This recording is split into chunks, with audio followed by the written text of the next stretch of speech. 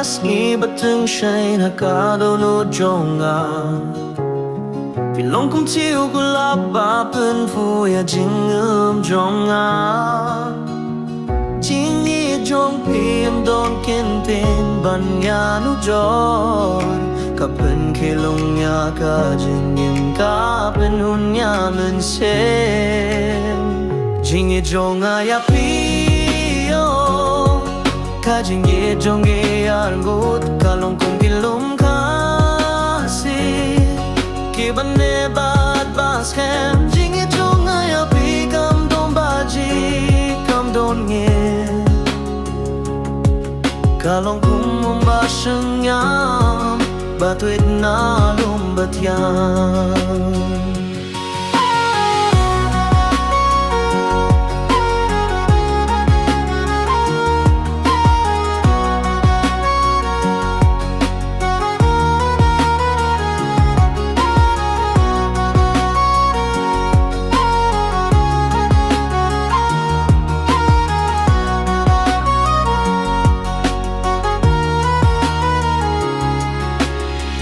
Habang apet yak madjong pi nga hiya ka jing pu jing piang Haba piri ki kano jing ihun ban pet ya pi Wal na don jing e pi arap pat yai shanya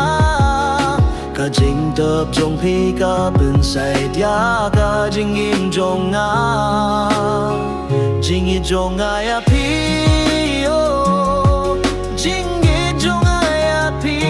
Kalong kong kilum kasi Bane bad baskem Jingi jonga ya pi kam don baji Bad kam don nyet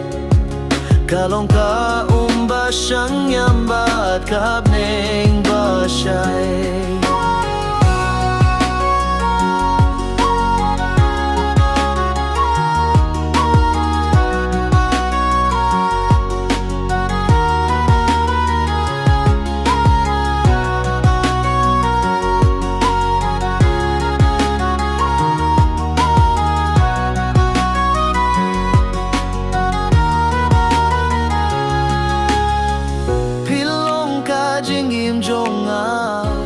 Kaman sem jonga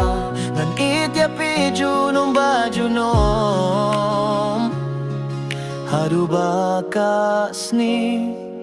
Kan sep no na kamnen